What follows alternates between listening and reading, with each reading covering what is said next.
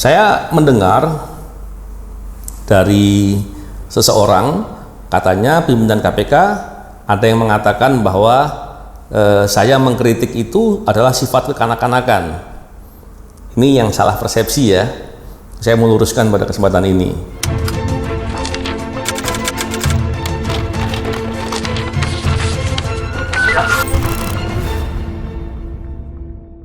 Bismillahirrahmanirrahim. Assalamualaikum warahmatullahi wabarakatuh. Salam sejahtera untuk kita semua. Salam integritas, anti korupsi.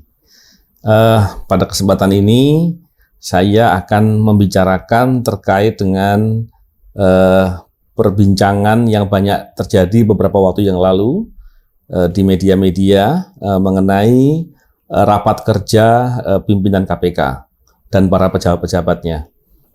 Begini, saya beberapa waktu yang lalu menyampaikan itu di media sosial. Ini bentuk perhatian, bentuk kepekaan saya yang merasa bahwa hal yang tidak tepat mesti harus dikritisi. Begini, di KPK itu memang ada rapat kerja. Namanya rapat kerja, fokusnya adalah kerja. Soal ada gathering di dalamnya, biasanya disisipkan waktu yang tidak mengganggu waktu kerja, dan biasanya difokuskan untuk membuat hubungan antar pegawai atau dengan atasan di KPK bisa lebih baik untuk mendukung kegiatan kerja.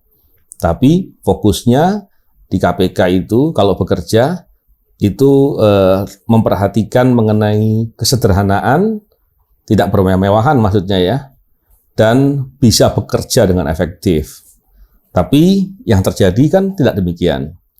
Saya di KPK sejak tahun 2007, di sana ada beberapa kegiatan rapat kerja KPK, walaupun saya seringnya tidak ikut ya, barangkali itu bisa dilihat. Karena ini penting saya sampaikan bahwa ada yang menyampaikan saya sering ikut rapat kerja. Saya kira tidak. Beberapa kali saya tidak ikut karena kesibukan kegiatan aktivitas penyidikan yang membuat sulit untuk bisa mencari waktu yang bisa mengikuti rapat kerja yang diselenggarakan. Walaupun saya tahu dengan jelas setidak-tidaknya dari rencana kegiatan dan cerita yang disampaikan oleh kawan-kawan dan juga yang pernah saya ikuti. Rapat kerja di KPK itu selama ini, kalaupun di luar gedung KPK, itu di hotel maksimal bintang 3 lah. Jadi tidak pernah melakukan untuk tujuan kemewah-mewahan, itu nggak pernah. Dan biasanya waktunya padat sekali. Digunakan untuk membahas rencana-rencana, untuk evaluasi, membahas peraturan, dan banyak hal lain lagi. Ketika waktu rapat kerja itu biasanya memang sampai malam-malam ya diskusinya dan lain-lain. Tapi yang terjadi sekarang ini justru malah tidak seperti itu. Ini yang kemudian membuat heran ya. Saya ingin menceritakan sedikit terkait dengan hal tersebut. Bahwa rapat kerja KPK yang tahun ini, tahun 2021, Pak Firly dan kawan-kawan yang menyelenggarakan, ketua KPK-nya ya, itu diselenggarakannya di Jogja. Perjalanannya naik pesawat, orangnya banyak, mungkin sekitar 100 ya, sekitar itu. Tentunya itu biayanya cukup besar. Ditambah kegiatannya, ada kegiatan yang namanya lomba menghias tumpeng lah, terus ada acara sepeda santai lah, dan lain-lain. Penyelenggarakannya 4 hari dalam rondonnya. Ini yang saya melihat hal-hal yang seperti ini kan sedih ya, kita prihatin. Di satu sisi, KPK itu sebagai lembaga yang dipercaya untuk bisa efektif memberantas korupsi dan mengubah atau mendorong perubahan sifat-sifat atau perilaku koruptif agar segera berubah. Tapi ketika kemudian berlaku yang tidak bisa diteladani, itu membuat kita sedih harusnya. Bayangkan ketika kemudian selama ini kita mengkritik atau kecewa dengan sikap-sikap pejabat-pejabat yang bermewah-mewahan, yang tidak peka dengan kepentingan masyarakat, Terus kemudian yang terjadi malah jabat KPK-nya yang seharusnya bisa lebih menjadi teladan malah berperilaku yang hampir serupa. Maka ini yang menjadi permasalahan. Pahami coba. Ketika masa di mana masyarakat sedang kesulitan di tengah-tengah pandemi dan anggaran negara tentunya sangat terbatas, maka dilakukan raker yang justru malah mewah. Baru kali ini KPK raker itu booking satu rumah makan untuk kepentingan acara. Dan belum pernah selama ini terjadi. Apalagi acaranya di Hotel Bintang 5 dan lain-lain. Jadi banyak hal yang kemudian sangat memprihatinkan dan itu harus dikritisi. Terkait dengan hal itu, KPK belakangan ini sedang banyak disorot, kinerjanya jauh menurun, jauh berkurang. Bandingkan dengan beberapa waktu yang sebelumnya, di mana KPK di tengah waktu kesibukannya yang sangat padat, kemudian ada raker yang membahas suatu kegiatan-kegiatan penting untuk semua orang-orang yang terlibat atau kepengurusan pembahasan tertentu itu bisa hadir di waktu yang sama untuk membahas, sekaligus ada waktu untuk gathering, rasanya itu masih relevan ya. Itu pun dilakukan dengan mengikuti kaidah-kaidah sederhana dan mengedepankan kinerja yang lebih banyak. Ketika di KPK awal-awal saya bekerja, saya juga mengetahui bagaimana pegawai KPK, para struktural KPK dan pimpinan KPK bekerja dengan semangat tinggi walaupun di tengah segala keterbatasan. Saya tahu betul bagaimana waktu itu ruang kerja juga terbatas, terus anggaran juga sangat terbatas, dan gedung juga minjam di beberapa tempat waktu itu. Tetapi itu semua justru malah meningkatkan semangat untuk kemudian bisa bekerja dengan sungguh-sungguh.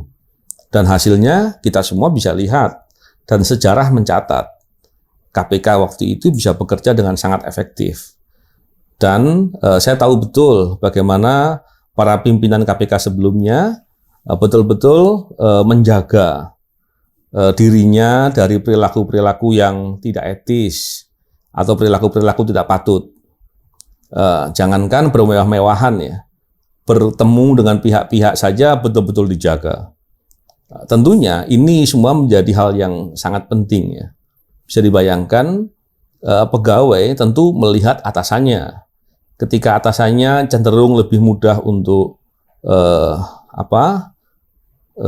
melanggar kode etik atau melakukan perbuatan-perbuatan yang melanggar aturan, atau justru tidak peka dengan kepentingan-kepentingan masyarakat, kepentingan negara, maka saya kira akan membuat semangat dari anggotanya atau pegawainya tentunya agak lebih menurun. Karena ketika pimpinannya bisa menunjukkan kesungguhannya bahwa mengemban tanggung jawab untuk menjadi pimpinan KPK atau pejabat di KPK, itu adalah suatu pengabdian utama dan dilihat sebagai kebanggaan, maka pegawainya akan menjadi semakin bersemangat. Kita melihat tentunya berjuang untuk memberantas korupsi itu bukan suatu hal yang sederhana. Perlu kerelaan, perlu pengorbanan, dan perlu suatu hal yang besar yang dilakukan. Tapi ketika justru malah diarahkan atau dibawa kepada kebiasaan untuk hidup mewah, justru menggunakan anggaran, melonggarkan anggaran untuk kepentingan hal-hal yang tidak terlalu penting, maka itu menjadi hal yang bermasalah. Ketika kemudian dikaitkan dengan bahwa melakukan kegiatan rapat kerja yang di luar kota sekaligus tamasya ini sudah dianggarkan jauh-jauh hari, saya nggak percaya itu. Kenapa? Ini tahun 2021, di mana 2020 itu COVID sedang tinggi-tingginya di akhir-akhir tahun. Kalau bicara perencanaan anggaran, tentu di tahun 2020. Perencana anggaran tentu belum pernah berpikir bahwa 2021 COVID sudah selesai semua, bisa liburan, bisa tamasya, kan belum berpikir. Bagaimana mungkin kemudian pejabat KPK bisa membuat perencanaan anggaran untuk kegiatan raker yang di luar kota, sekaligus ada kegiatan-kegiatan tamasyanya? Tidak mungkin. Jadi, saya kira masyarakat sudah semakin paham bahwa upaya untuk membohongi publik itu tidak mungkin bisa lancar atau aman-aman saja, pasti akan terlihat dan ketahuan.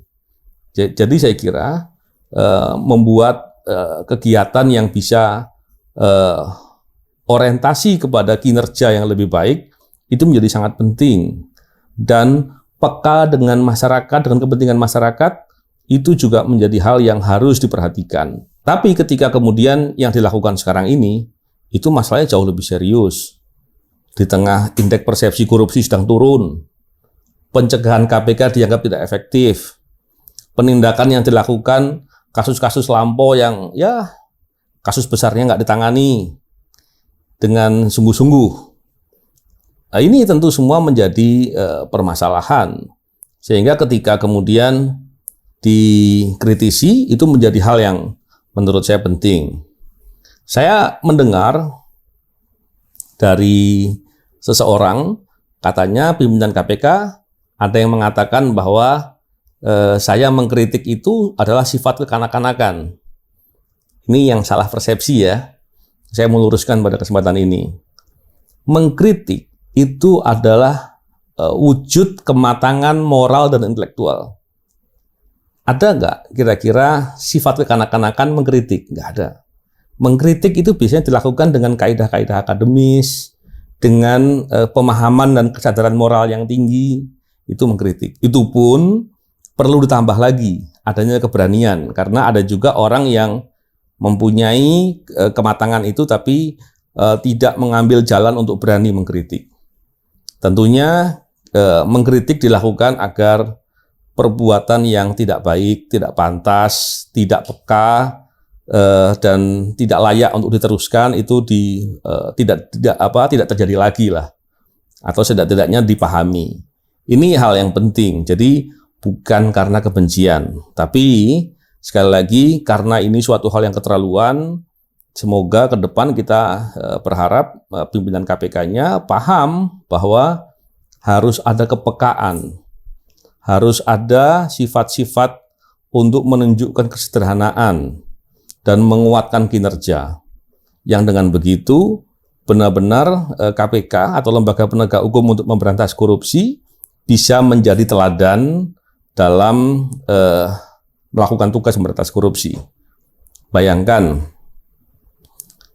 ketika pimpinan KPK hanya fokus meminta adanya layanan protokoler, terus kemudian meminta adanya mobil dinas, meminta adanya rumah dinas, meminta kenaikan gaji beberapa kali lipat di tengah kinerjanya yang sedang turun. Artinya kita sedang melihat permasalahan yang sangat serius. Jadi ketika melihat kemarin adanya raker yang bermewah-mewahan, kok sepertinya ada kaitan ya.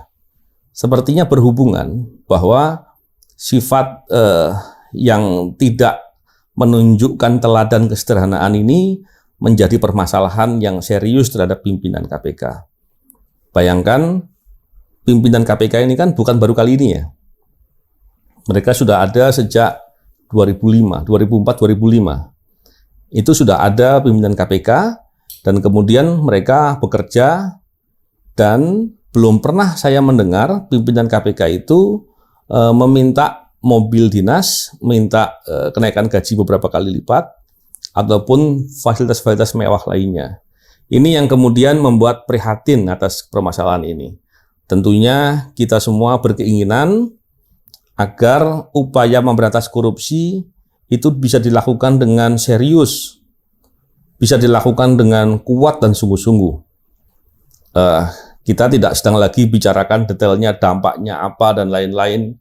Dampaknya korupsi luar biasa, kita tahu. dan masyarakat sebagai korban dari terjadinya praktek-praktek korupsi, itu semua yang mengganggu kita semua. Ketika upaya memberantas korupsi justru malah dikalahkan oleh kepentingan-kepentingan orang, kepentingan-kepentingan kelompok, atau keinginan untuk bisa mendapat layanan kemewahan dan lain-lain, ini sudah tidak lagi sesuai dengan keinginan kita untuk bisa memberantas korupsi dengan sungguh-sungguh. Oleh karena itu, sekali lagi, setiap hal yang dilakukan dengan menyimpang, dengan tidak baik, apalagi dilakukan oleh pimpinan lembaga penegak hukum yang bertugas memberantas korupsi, yang seharusnya menjadi teladan dari kesederhanaan dan kinerja baik, ini tentunya harus kita berikan porsi yang optimal untuk diperhatikan dan dikritisi. Saya kira saya sudah mendengar banyak pihak yang memberikan kritik terkait dengan perbuatan ini, dan semoga setiap hal yang tidak baik seperti ini terus kita berikan kritik agar orang-orang yang berbuat tidak sesuai dengan etika dalam bekerja itu bisa berhenti untuk berbuat hal yang serupa. Itu yang perlu saya sampaikan. Semoga kritik yang saya sampaikan ini dosisnya pas dan bisa dipahami, dan kemudian ke depan pimpinan KPK atau pejabat di KPK tidak berperilaku seperti itu lagi. Karena tentunya berkegiatan yang mewah-mewahan itu menyakiti hati rakyat. Dan saya kira memberantas korupsi tidak perlu dengan cara bermewah-mewahan. Baik, itu saja. Terima kasih. Salam integritas anti korupsi.